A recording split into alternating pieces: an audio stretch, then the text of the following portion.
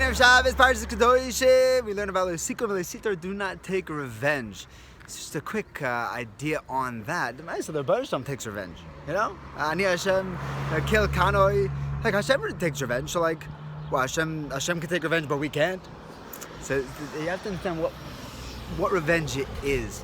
See, before leading up to the pasuk of Vayikra and Vayikra, it says, you know, we have comes right after don't take revenge. And then you have all these negative things before love a brother.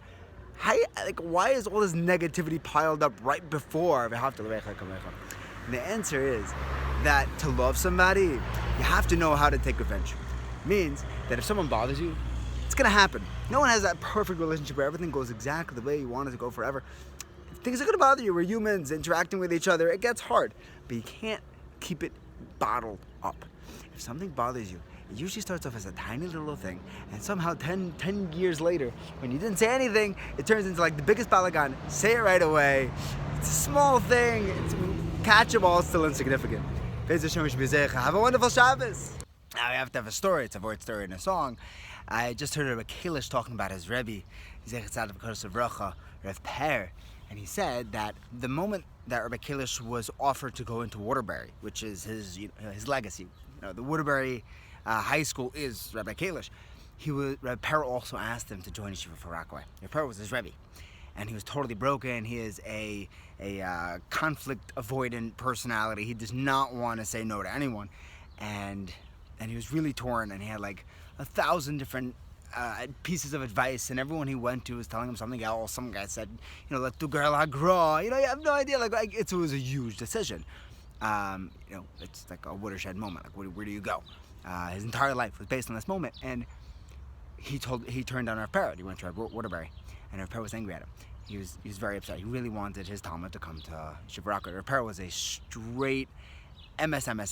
He said it as it was. L'tov l'ra.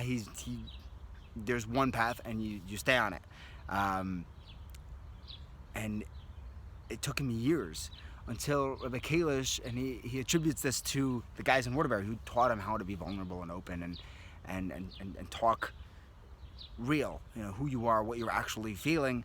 And eventually, years later, he went back to Rabbi Per and he said, that moment was really, really hard for me. To have my Rebbe angry at me, and he said the only way that I was actually able to say no to you was because you taught me to stick with the MS, to do what's right, no matter what. And in this case, it was no matter what my Rebbe wants from me. And Rav Per loved that. He loved it. He said, my Talmud is sticking to his guns, and that's what I want from him. I don't want him to do whatever I say. I want him to do whatever is right for him, and whatever is MS. And if his MS is going, can I get me? It's Machlekes L'Shem Shemayim. But it was all those years in the middle where Rabbi Kalish lived with that torment. He lived with the pain of I made my Rebbe angry. I went against his, bakasha.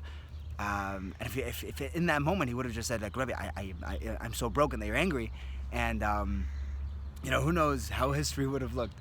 But the godless of being able to talk that out, it's not an easy thing. It's not an easy thing. Our heart has a lot of room for sinna, and we have to make sure that we constantly empty it out. It's a lifelong mission of keep the bucket in the rowboat there, and you keep on emptying out the hate as it pours in. And Be'ezer Hashem, we should be able to have a leiv basar, a leiv shalem that will be able to plug the leaks. Have a beautiful, beautiful Shabbos.